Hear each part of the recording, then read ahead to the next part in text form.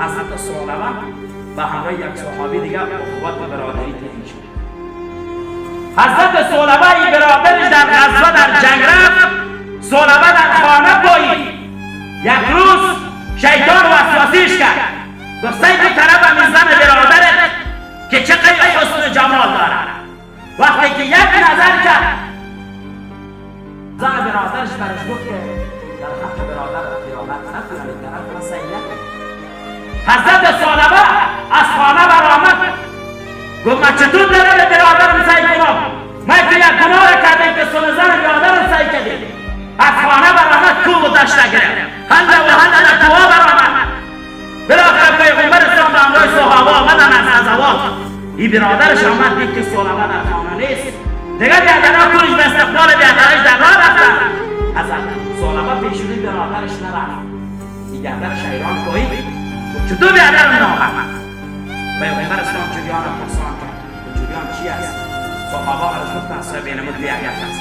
یک نظر کرد، آن شرمندگی در مدینه نمی‌آید، در خانه نمی‌آید، کوه و صحرا را گرفته به خاطر توبه.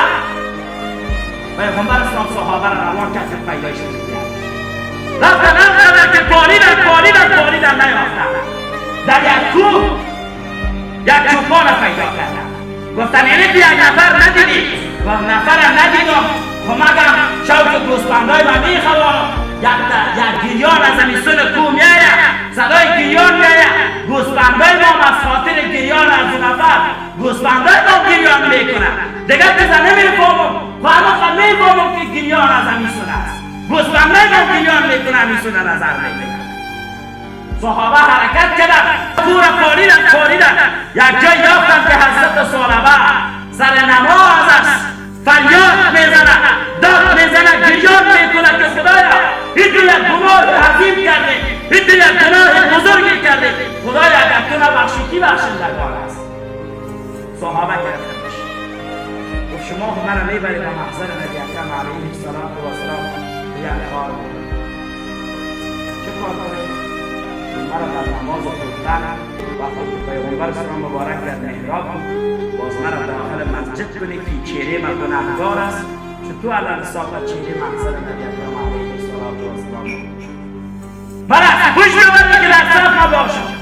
وقتی که حضرت ثعلبه را آوردن داخل مسجد که پیغمبر اسلام مبارک سوره و تین قرائت میکنه، قرائت دارد. وقتی که حضرت ثعلبه به دام دروازه صدای پیغمبر اسلام شریف جا به جا افتاد در زودیت، دیگر توان نتوانست کشیدن. هیچ چطور اومد صدای پیغمبر اسلام بشنو خودم به یک قدر گناه باشم.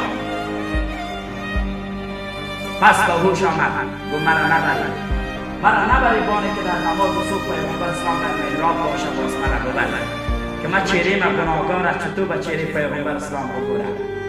در نماز صبح آوردنش. وقتی که آوردنش در داخل مسجد که پیامبر اسلام مبارک سوره الهاکم التکاثر تلاوت داره در نماز، وقتی که صدای پیغمبر اسلام مبارک شنید یک فریاد و چیخ زد، جا به جا افتاد همیجا. پیغمبر اسلام مبارک سلام داد و بیا میشه. وقتی که آوردنش سرش در سر رسولی مبارک فتمان همیجا حضرت ثعلبه جان و جان و یک گناه و یک دیدن طرف زن برادرش به این شدت توبه میکنه، به این شدت جان و جانان مسپاره، دیدار توان دیدار محمد رسول الله